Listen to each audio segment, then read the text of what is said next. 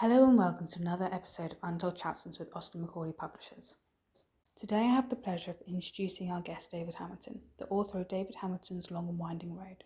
David's autobiography will have you feeling every emotion as he talks about his childhood on the farm, how he got into radio and TV hosting, and how it felt returning to his family farm.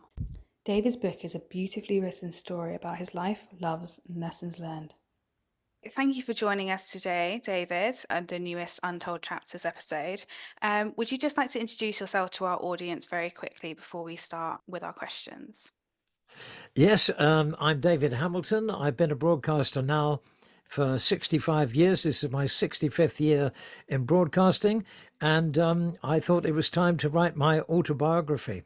So here it is. It's David Hamilton's Long and Winding Road, and the Long and Winding Road is the road from the farm where I grew up, didn't come to for 50 years, but where I'm back now, and where I'm speaking to you from today, in my radio studio. This is where I do my radio show from. So it's a long and winding road that set off from the farm, came back to the farm, and all the places that I've been to in between.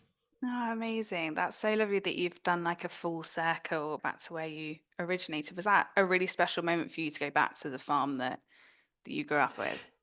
Yes, the house that I'm in is very old. It's about 600 years old. Yeah, it's even older than me. And it's just a beautiful, very, very peaceful setting. And in the summer, when we get a nice day, it's absolutely lovely. So I've been very happy back here. I've been back here now for about 16 years. And Boom Radio, which is the station that I broadcast for now, came along during lockdown. And I was due to do Pointless Celebrities, which I'd done a couple of times before. And the day before, I had been told, masks will be worn all the time, except on the set. Don't close your dressing room door because nobody wants to touch the handle. And there'll be no green room, so there'll be no socializing. And then later that day, my agent rang me and he said, unfortunately, your appearance has been cancelled tomorrow. Because you're over 80, they can't get health insurance for you. So I took Mrs. H and the dog for a walk up the farm lane here. And I said, I think the game's up. I think after all these years, it's all over. And with all the wisdom of a woman, she said to me, it's not over until the fat lady sings. So about 2 weeks later, I had a phone call from David Lloyd, who's a very experienced radio man, saying, we're setting up a new radio station. Everybody's going to be broadcasting from home. It's a station for boomers. Do you want to be part of it? So I said, absolutely, but I don't have a home studio. So he said, no problem, we'll build you one. So they gave me a microphone and headphones. All the music is on computer, which it is on most stations. And we launched on Valentine's Day 2021, and it's just been very, very successful. We've taken a lot of listeners from Radio 2 who didn't want older listeners anymore, apparently. So we welcomed them with open arms. And I do a lunchtime show every day between 12 o'clock and 2. And that makes me, at the tender age of 85, the oldest person doing a national daily radio show in the UK. That's amazing that you were able to kind of do it in your own home, and you've been doing it for so long now as well that you must have just been like, oh, it's like second nature, surely. Well, how lucky was I that at this time in my life, something like this came along. I could well have been put out to graze. And when I started doing the Boom Show, lots of other windows opened as well. I got booked for doing newspaper reviews on GB News.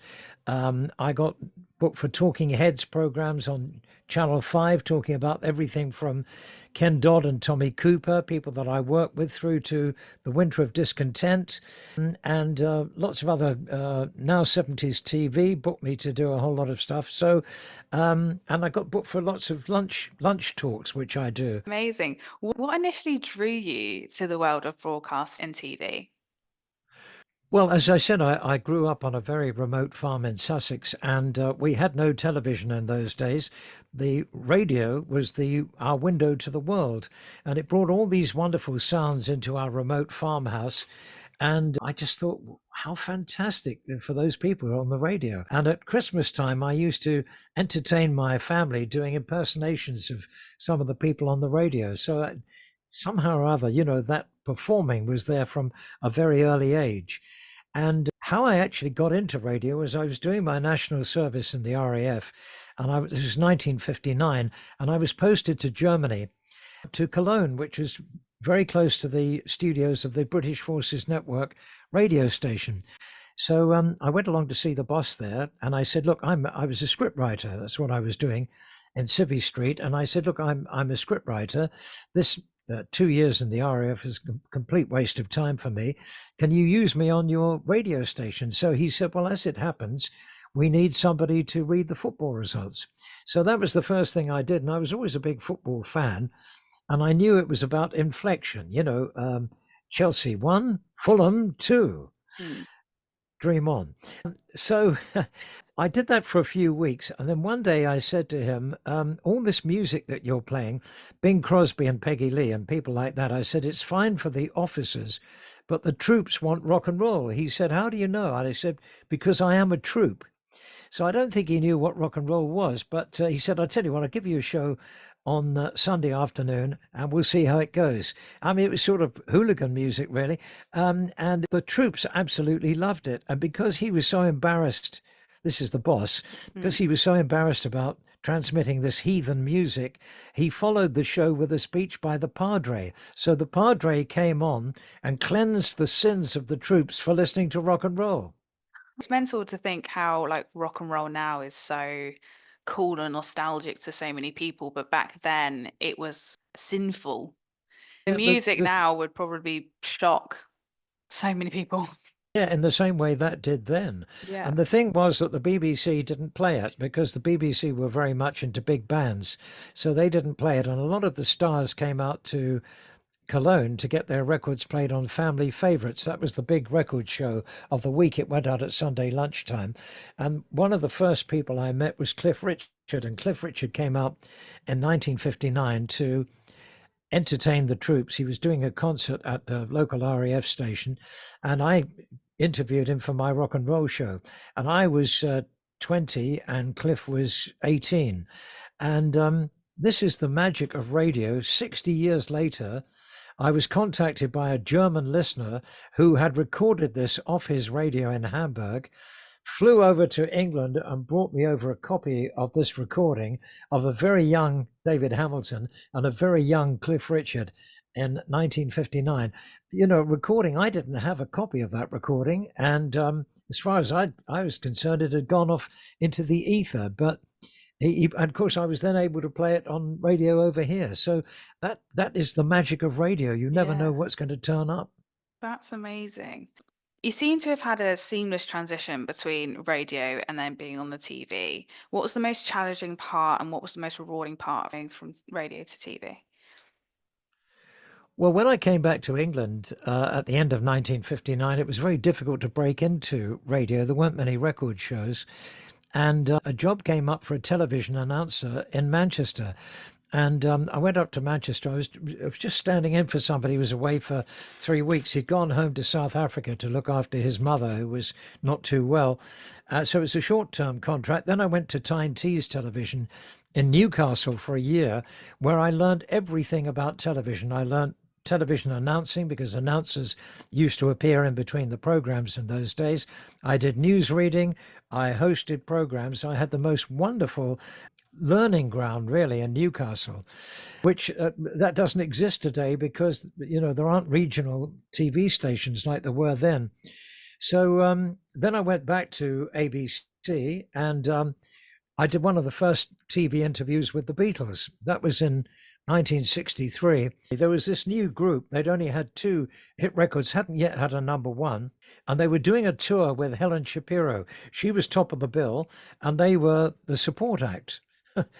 Amazing, isn't it? Think of the Beatles as a support act. Anyway, there was a program called ABC at Large in Manchester, and the Beatles dashed from Sheffield, where they were doing the show, to the studio, and I interviewed them along with Brian Epstein, who was their manager, and Jerry Marsden, Jerry and the Pacemakers.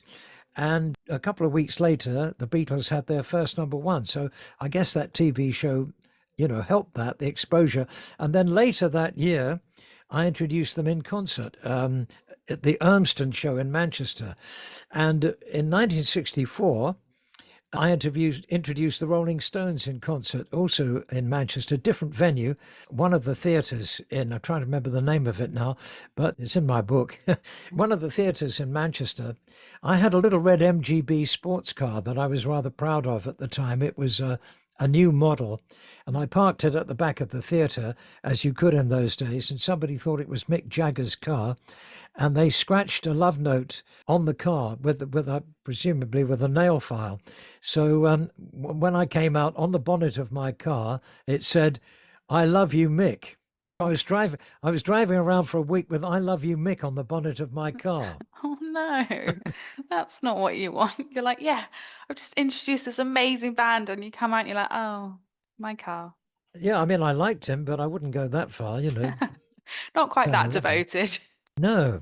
That's fair. You have some absolutely lovely photos in your book. When you were going through to find the photos to put in the book, were there any that you came across that sparked a memory and you're like, oh, I have to put this in the book. This story is incredible. Well, I think all of them actually. I mean, there's one of me, just a little boy. That's the first one, little boy on the Mm. farm here. There's one of my mother and my father, which is obviously very nostalgic for me. Mm. My parents unfortunately split up, and I was sent to boarding school, so I didn't have a terribly happy childhood. Then there's pictures of Connie Francis, who was one of the first pop stars that I interviewed, trying to remember all the pictures going through the book. Unfortunately, I didn't have one of the Beatles, which was very remiss of me.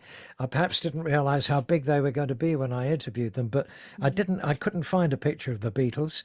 But I found a lot of other recording stars as well. People like Gene Pitney, whose records I play a lot. There's a lovely picture, Sir Tim Rice, and Pete Murray, who was my broadcasting hero. Petula Clark, who's been a star all her lifetime. A lot of the people that I've worked with, Leo Sayer, I've put pictures in because I think people like to see that. So I put as many stars in the book as I could. Yeah, no, the photos are absolutely stunning. I remember I was looking through them and I thought, oh, they're so cool. I love that. And they all seem to like be very fun photos as well, especially further on in the book. You're all smiles and giggles, and it looks like it was such a good time to be in that kind of atmosphere. It was. It was. I mean, I've lived through some very happy times. The 60s and the 70s. Everybody says 60s music was wonderful, but Mm. I think 70s music was wonderful as well. And during the 70s, I was doing Top of the Pops. So I've got a picture of me doing Top of the Pops. And I've got a couple of stories in the book about things that happened when I was doing Top of the Pops, including, I don't know whether you read this or not, but including a story where somebody spiked my drink in the BBC canteen. Oh God, Well, intense. I was stoned. I was standing up on this huge plinth, surrounded by teenagers, and my mind was not working properly, and I made one or two gaffes which I didn't normally make. I found out later a couple of guys said that they'd put something in my drink in the BBC canteen. They thought it was funny. Oh, Well, I said to them, I said, "I'll tell you what, when you're working, I'll come round and muck about with your job. How do you fancy that?" yeah. I suspect they probably weren't enthusiastic about that. Oh, there were a couple of guys who worked for a record company, Mm. and people working for record companies usually wanted to keep in with DJs and record producers and get their records played on the radio. But there was a lot of mucking around. There's always been a lot of mucking around in our business that goes Mm. on. With shows and people doing things. I mean, look at all the bands and the things that they did. You hear stories about the Who, staying in hotels and throwing the furniture out of the windows, out of the Yeah, 12th floor window and stuff like that. I didn't do anything like that, Georgia, of course. of course. No, You were sensible. I wouldn't say I was sensible, but I was certainly never destructive. I think you could have fun without really upsetting people or making them Yeah, look really stupid. yeah, And actually, that cost me my job on Top of the Pops because I was known as Take One Hamilton. I usually did everything in one take, yeah. and when I didn't, it took me 3 takes to get it right. And I was standing there, and I knew in my head that things were not right, and they didn't use me anymore. So that's how funny that was. That is a shame. It's annoying when things aren't your fault and you have to pay the consequences of them. But Well, people play pranks. yeah, Well, Yeah. I think actually there were more pranks in those days than there are today. I think the world is much more serious today, but I think in those days, everything was fun. You know, if you worked in a television studio, during rehearsals, there was always a lot of mucking about. But at the end of the day, you know, the product was right. But what you did was you created an atmosphere in that studio where everybody had fun and everybody looked forward to going to work. And sometimes work was more fun than fun. It's so lovely to hear that you were excited to go to work and it was an atmosphere that you're like, yeah, I get to go to work. Because I think so many people don't kind of have that mentality now. And it's so lovely to hear that it was a really fun place to go. Well, I have a saying, which is this: find a job you love, and you'll never do a day's work in your life. Yeah, I love that And saying. I've never done a day's work. I mean, in the book, there's quite a lot about football because I was a very keen footballer when I was a boy, and I carried on playing football for the Showbiz 11 and charity matches. Mm, And then I was a director at Fulham Football Club. I tell about that. And then mm. I was the man on the mic at Fulham for 18 seasons. So I've had a lot to do with football. Speedway racing, you know, motorbikes, that was another great passion of mine. And I got involved with that and I did the announcing at Wembley Stadium. And then I actually rode in a speedway race at Wembley. I'd never been on a motorbike before. I mean, it's a very dangerous thing to do. Yeah, So my loves in life, you know, my hobbies have been football, football in the winter, speedway in the summer, music the whole year round, and all my work has been involved in those three things, particularly music. that's so amazing. What made you want to write the book at this point in your life? Why not earlier? Why not wait a couple years? Well, I thought I should write it while I still remember it. Fair enough. Who knows? Next week I may not remember it all. So I've got it there now and I can look at it and say, oh gosh, yeah, I remember that. No, seriously, I thought I would write it while I still remember it. Amazing. Is there anything that you still have left on your personal or professional bucket list? Or have you ticked off pretty much everything that you wanted to do? I think I've done everything that I wanted to do, really, and probably a lot more. When I started out, I didn't know I was going to do as much as I have done. One of the things I'm pleased about is that I've diversified. You know, I've not just been a DJ, but I've done a lot of other things as well. I've been a TV presenter and I've done completely different things. One year, this is all in the book. I had to report on the Stockport air disaster, which Wow. was a very harrowing event. And the last thing I had done on national television before that was I've been working with Ken Dodd, and we've been doing comedy sketches. And Mm. then out of the blue, I got a call saying, "Can you get down to Stockport? A plane has come down in the middle of the town." And put on a black suit and a black tie because people have died on board and we need you to report on it. So I got down there and I could see where it was. I followed the billowing smoke and the smell, you know, the smell of burning. And 72 people died on that plane. And every half an hour, I had to do reports into ITN about it. So you know, I did that. So and then I went to America with Thames Television when they were selling programs to the American market. And I read the news at 10, first of all in New York and then in Los Angeles.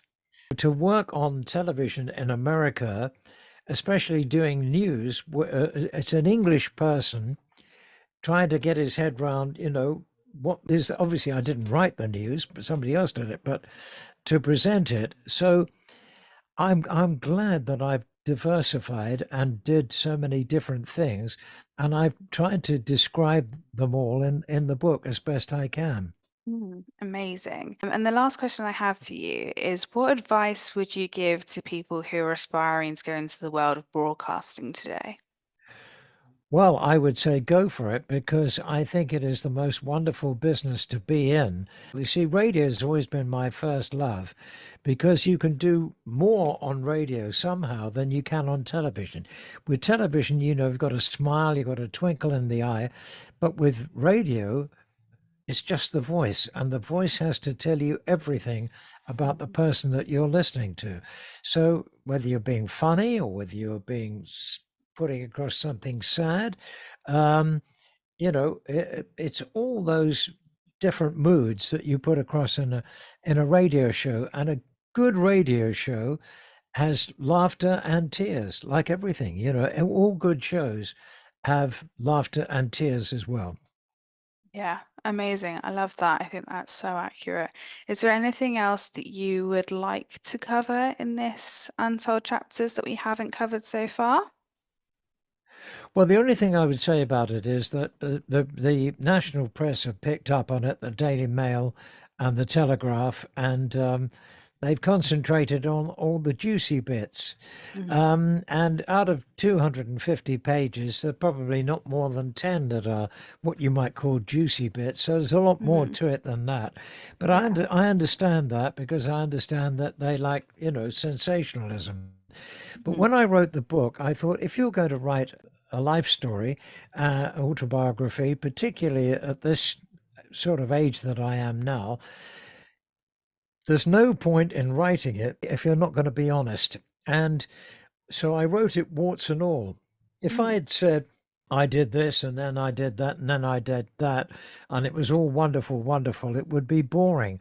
But quite a few times I have said, I messed up there, I got that wrong, and I learnt a lesson from that, and hopefully I wouldn't do that again. And I think that's how life is, it's Mhm. um it's a learning curve, and as you go through it, I mean, I've been lucky to live for a long time. God knows how, because my parents both died in their 50s. But I think I learned a lot, and I learned a lot with working with people, comedians and other people as well, who I could look up to and say, they are fantastic people. What can I take from them? What can I learn from them?